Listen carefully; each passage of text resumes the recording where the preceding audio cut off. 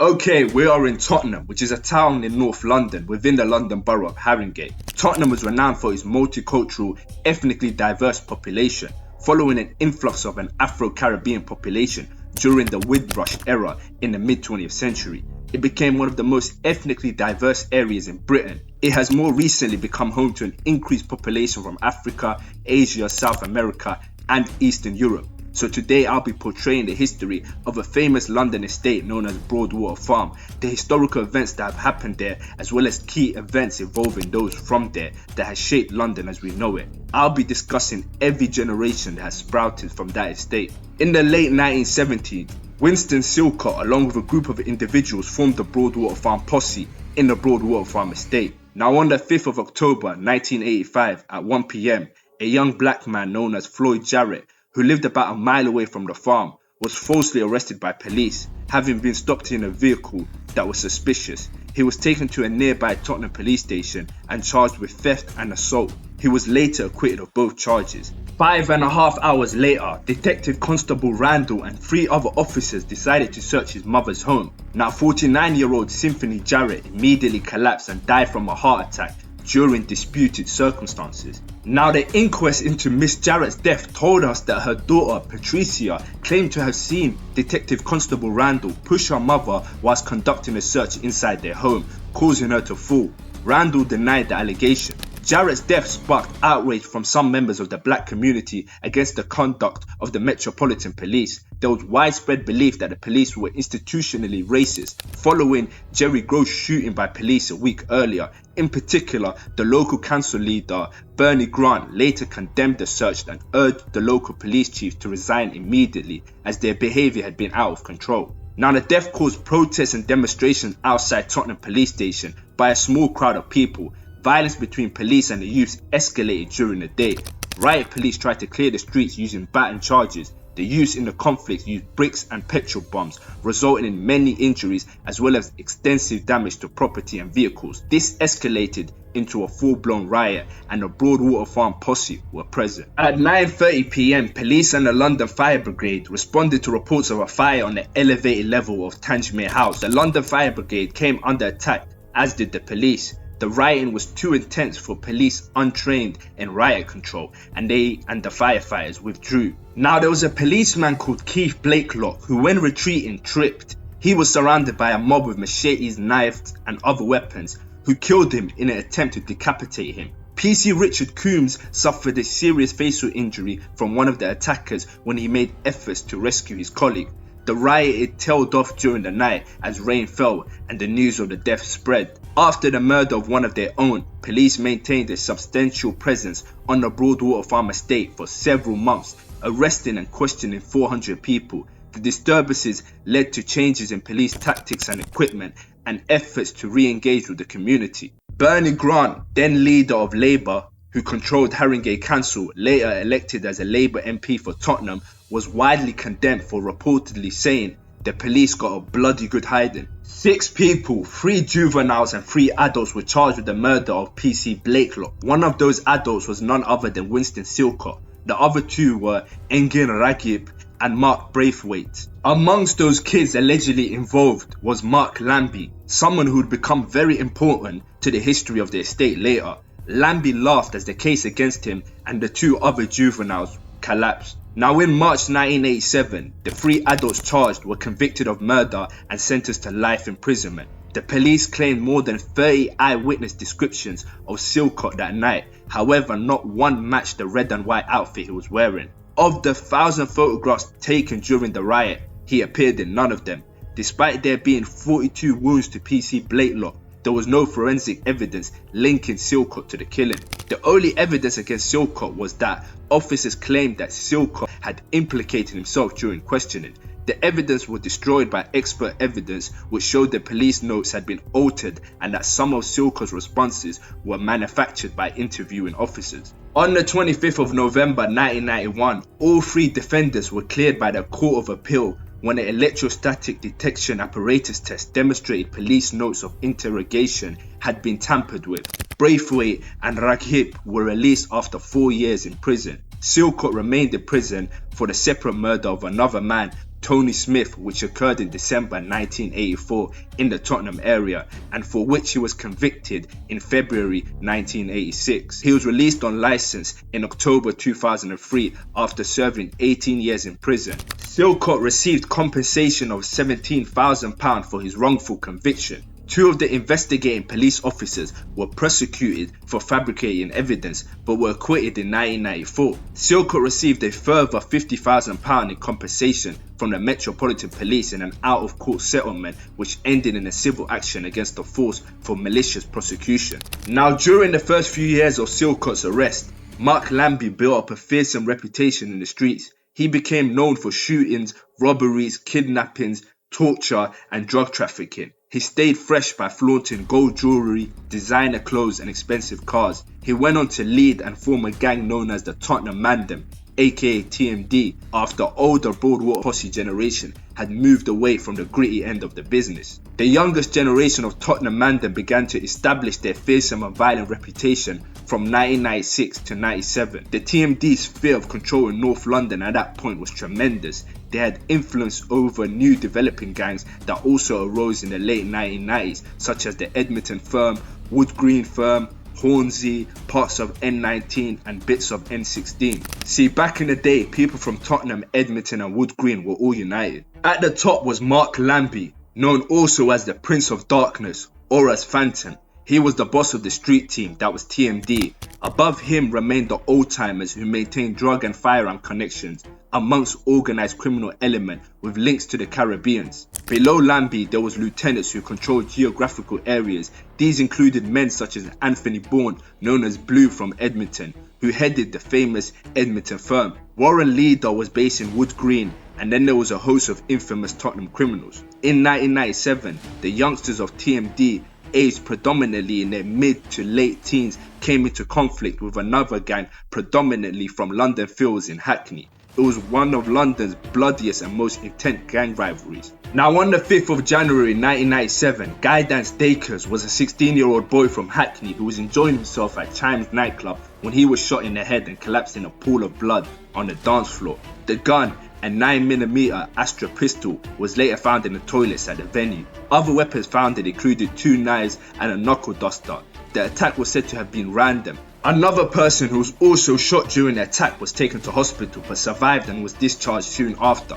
Now, TMD Lieutenant Anthony Bourne and Fabian Fatinicun were charged for the murder but were later cleared. Now, according to the book Guns and Gangs by Graham McLagan, the police operation Trident unit put the start of the war down to the killing of Guy Dance Dakers. However, the real ignition is believed by many to have been brought on earlier. See, in 1995, a couple of youths from Tottenham had been friendly with youths from London Fields. They went out together robbing people, including young dealers in other parts of North London. The Tottenham youth, however, started to come back to Hackney and re-rob the Hackney boys, which caused very serious grievances.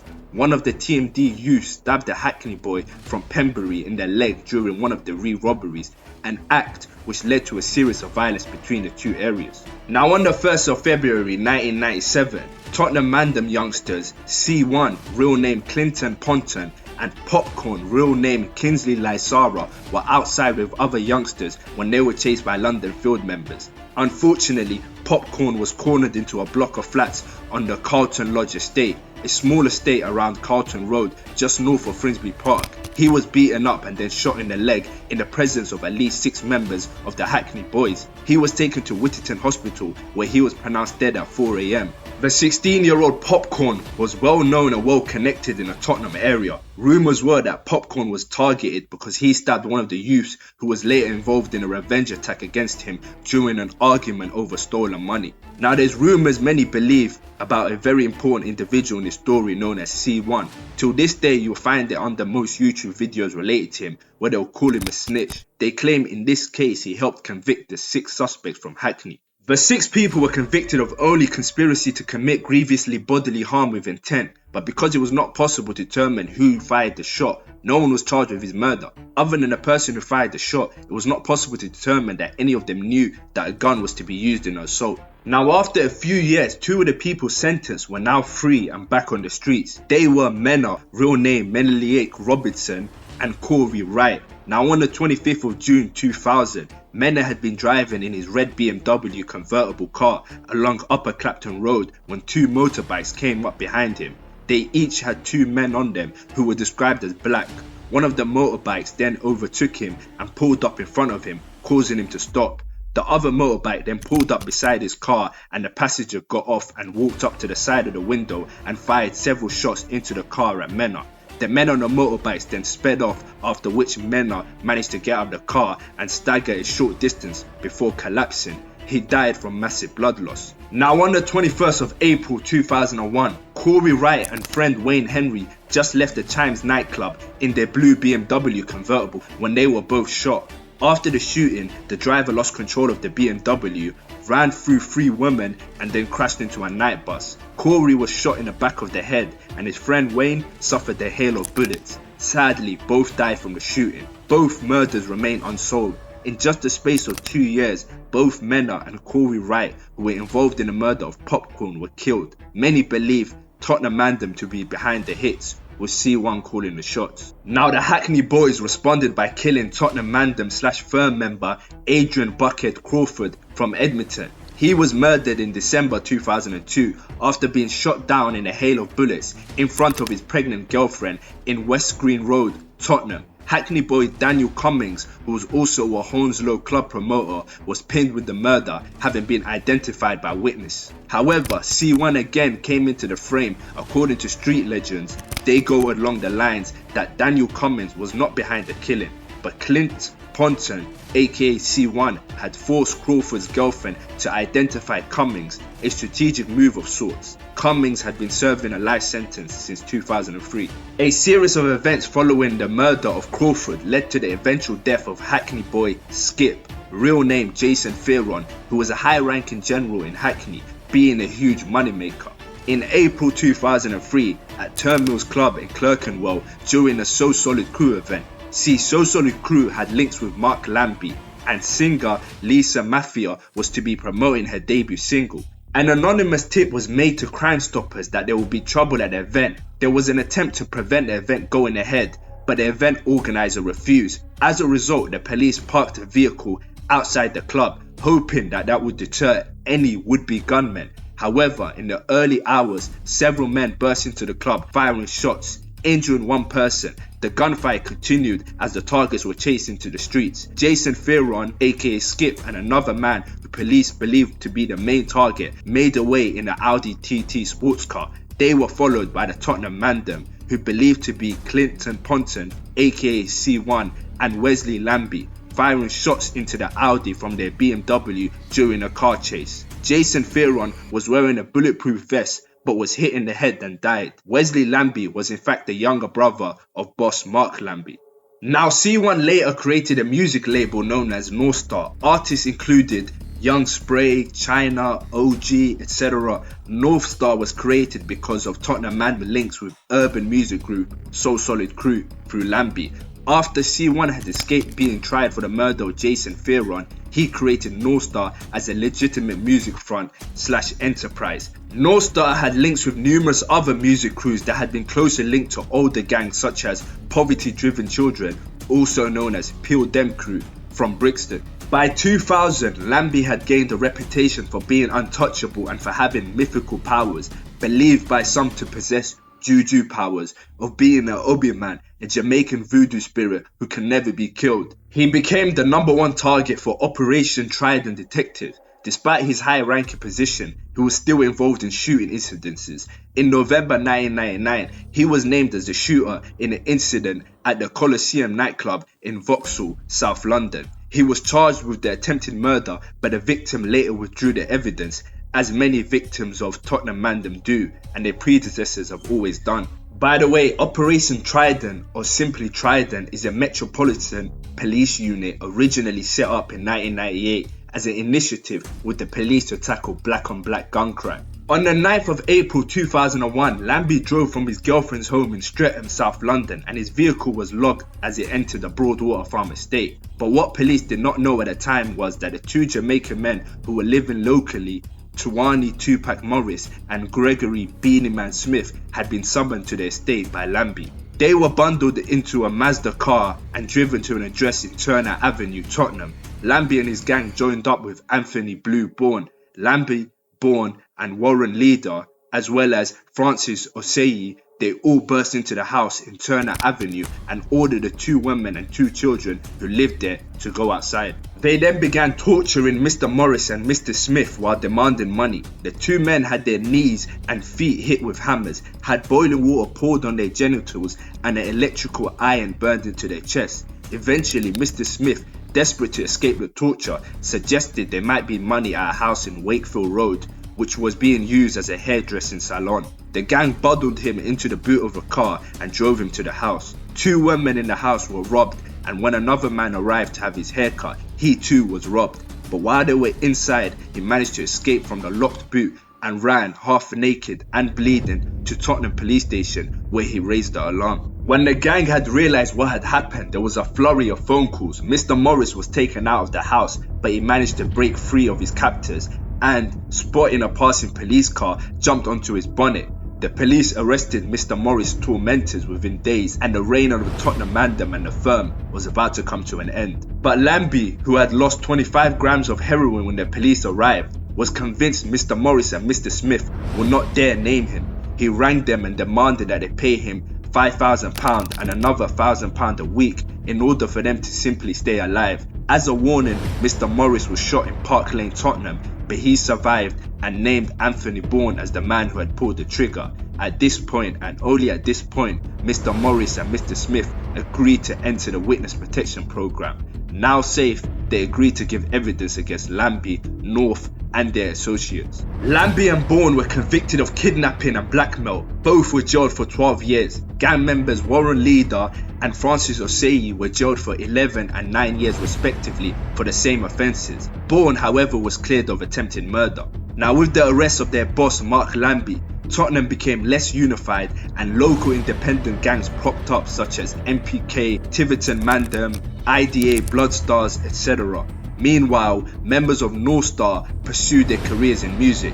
Killings also dropped during this period, but the rivalries continued throughout the music, with rival gangs sending disses towards each other, such as Mashtown from London Fields. In October 2003, Gavin Smith, 28, had been abducted by a gang and then knifed in the back 17 times. He died from multiple stab wounds that pierced his lungs. CCTV cameras on the Broadwater Farm Estate captured the events around the killing of Gavin. Mark Duggan was arrested for it, but later released without charge. 3 years later, Mark Duggan found himself in trouble again. He was arrested for the attempted murder of Silcott Hussein, a Turkish mechanic who lost a kidney after being shot. 2 of Duggan's associates were convicted, but he walked free after a witness failed to pick him out. Now, around 2008, Mark Duggan formed Star Gang. Members included Junior Cameron, Daryl Albert, Kelvin Easton, also known as Smegs, as well as youngsters such as Heads, who we know today as Heady One, and young RV, who later became RV. Now, Mark Duggan's right-hand men, Junior Cameron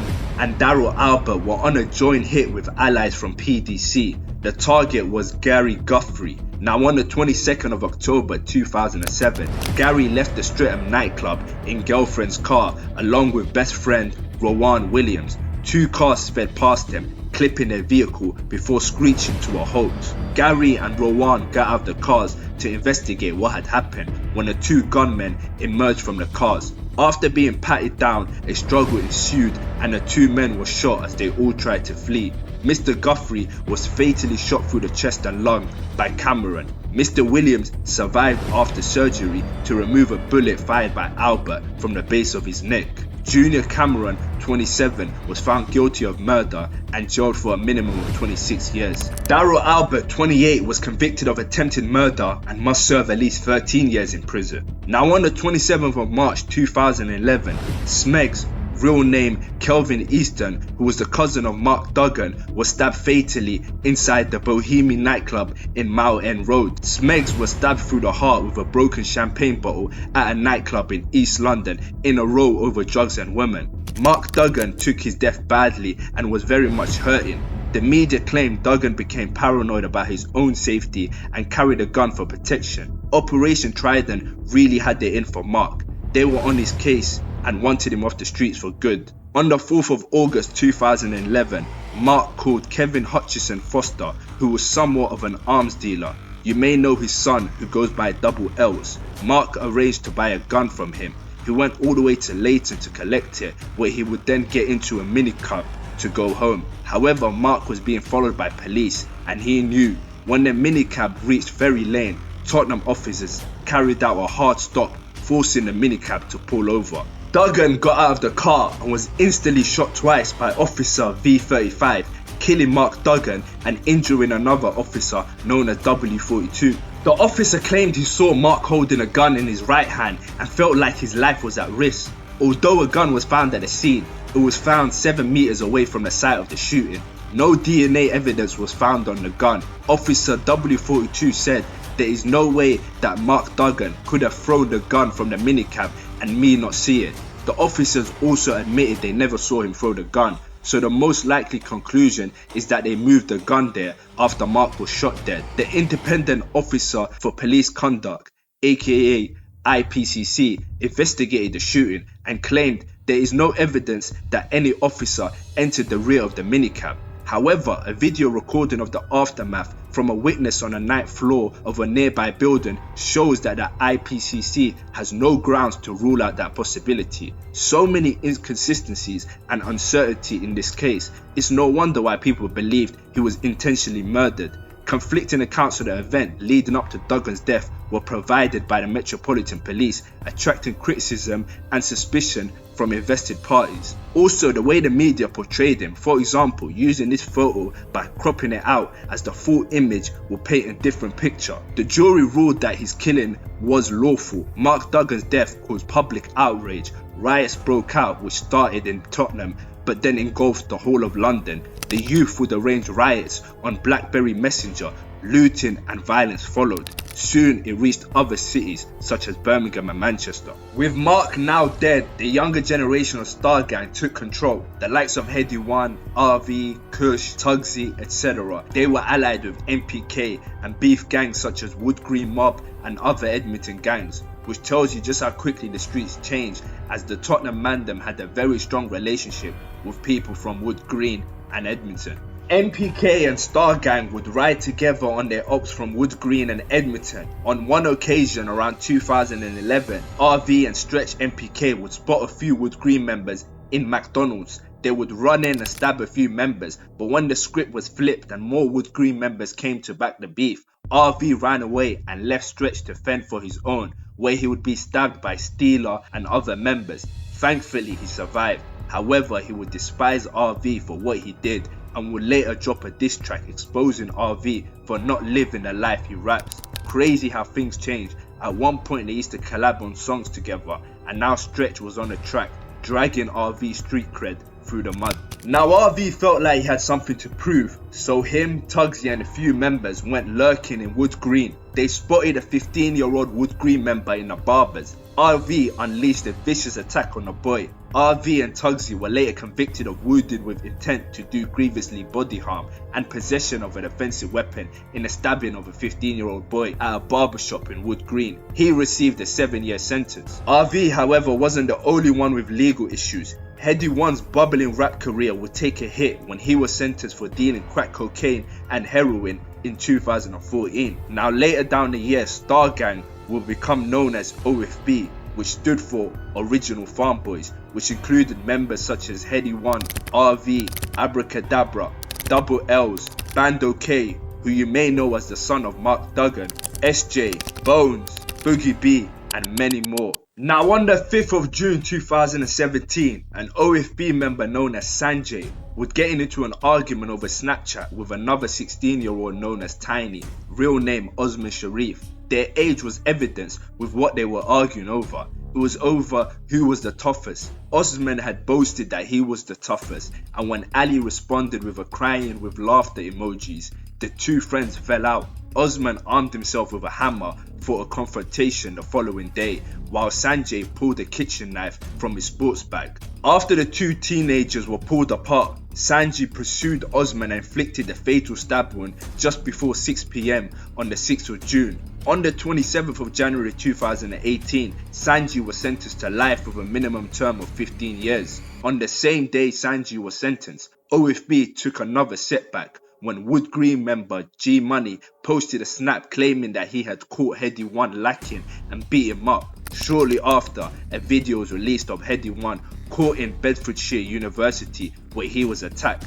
The incident would make headlines on social media. Now OFB didn't waste time to retaliate, and literally a day later, on the 27th, a Wood Green member was shot. RV was a rapper known for his lyrics, Retaliation rate rapid, and OFB just proved that to be true. Social media went crazy.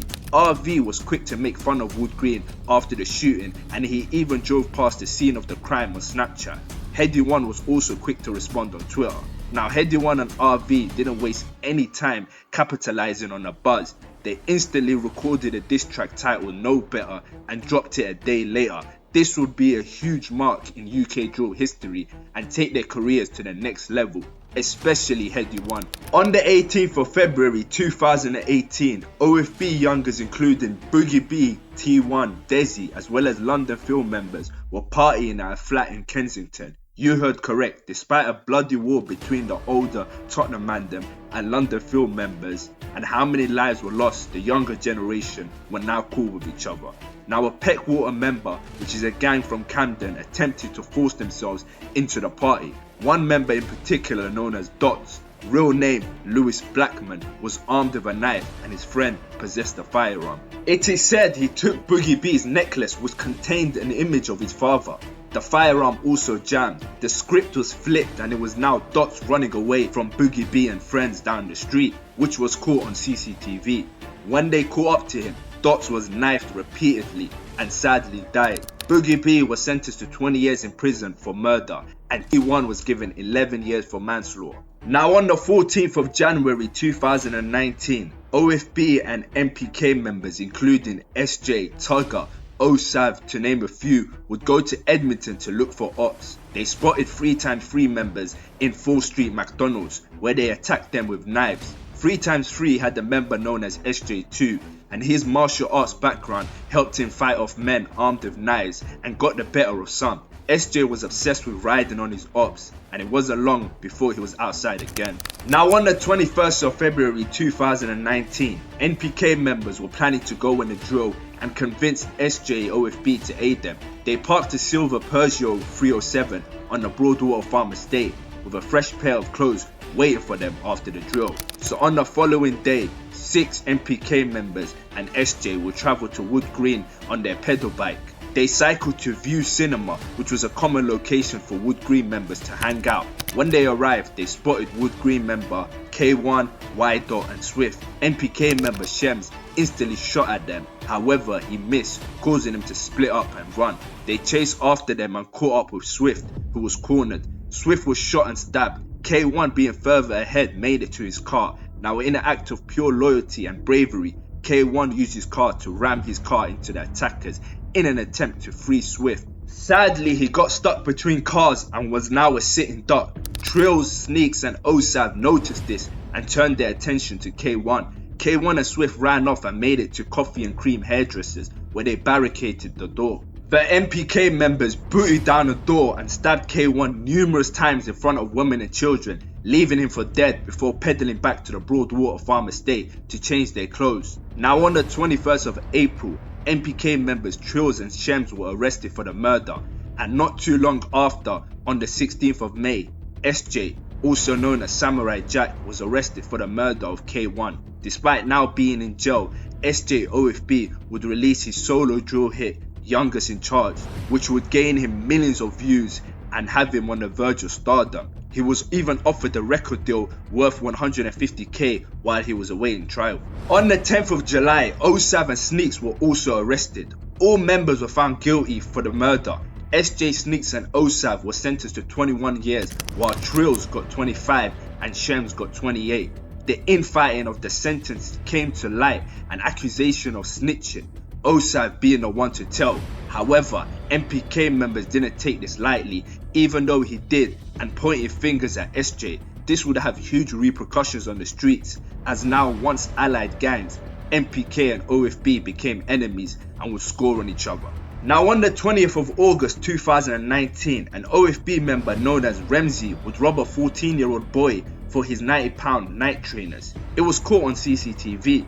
Remzi would travel back to his home in Broadwater Farm Estate, where a 15-year-old boy known as Perry Jordan stepped in to help a 14-year-old boy in an attempt to get his trainers back. Remzi would then grab Perry by his neck and stab him 10 times on the Broadwater Farm Estate. Perry was taken to hospital where he sadly died from his injuries on the 4th of September 2019. Remzi was sentenced to life in prison with a minimum term of 21 years at Woolwich Crown Court. Now in 2019, Headie One was stopped by police. Footage shown from their body cam where he later ran off before being caught and found in possession of a knife. He will later do 6 months in prison for it. On the 19th of February 2020, MPK members attacked OFB members Creeper, D1 and Frogger, captured on CCTV.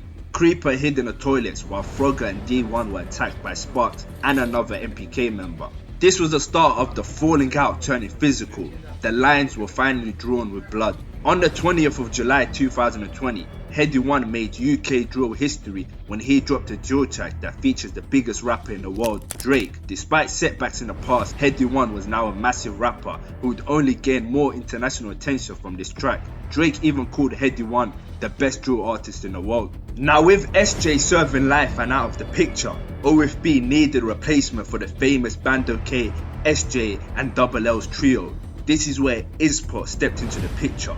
With his cold flow, he was OFB's rising star. Now on the 24th of September 2020, Silcott was on a northbound train as it left Northumberland Park Station just after 7 PM. He was attacked by 2 Enfield members and a 14-year-old MPK member known as Jazzy. Silcott suffered stab wounds to the back of his right shoulder and head, a severe injury to his hand, and was slashed near his left eye as a result of the attack. The 3 members involved were all jailed and sentenced for the attack. Now Headie One was taking a flight home from Dubai when he was spotted by a rival drill rapper from Edmonton known as Tion Wayne, who himself was a massive artist. Despite being on a plane, Tion Wayne is videoed swinging at Headie, where passengers had to stop the fight. OFB and Edmonton then went back and forth on social media, giving their own versions of what had happened. Now during this period, MPK started to link up with one of OFB's main rivals known as TPO, who come from Turnpike Lane. In the past, OFB member Desi was shot by a TPO member, causing him to lose a kidney, and this was constantly referenced in TPO drill songs such as Philly Don't Dance. Now on the 28th of May 2021, MPK and TPO members were shooting a music video for a drill collab titled Hickok 45. They posted on Snap giving their location away. OFB members got in a car and went to Turnpike Lane where they spotted TPO member Driz and shot him dead. They then went to Park Lane, Tottenham, 3 miles away from Turnpike Lane, to carry out a shooting on MPK members. Now in August 2021, TPO member Philly would catch RV lacking. He would record RV where he would claim RV was making sure he was around the 2 police officers to his right, which would prevent Philly from doing anything. RV would later respond by posting a video of him chasing another TPO member. Now in August, things would get even worse for OFB when MPK youngster known as KY would stab OFB member 6 in daylight in Lordship Recreation Park in Tottenham and run off with his phone. 6 fell unconscious and died in hospital on the 10th of August 2021. A post-mortem examination found that 6 died from blood loss after sustaining 3 stab wounds to the upper thigh. KY instantly got onto Snapchat to mock the ordeal the day it happened and captioned it, "I just scored on an old school friend." OFB members paid their respects to their fallen member 6. KY was later sentenced to 19 years for the murder. Now this brings me to the end of the story. Headie One's career is still going strong, although the trio of Bando K, Double L's and Silcott didn't live up to the hype, with Bando K facing legal issues currently, rumours Double L's kicked out of OFB for snitching, and Silcott just disappearing musically. SJ, however, is in prison publicly regretting his lifestyle. Sanji in prison complaining about having no visits and how fake the streets are. I think this is a lesson for any kid thinking this life is cool. As always, I send my condolences to the family of everyone I mentioned. If you like the editing, just know it's outsourced and paid for. Hence why I need you all to support my Patreon to deliver this quality. Like and subscribe too. Till the next time.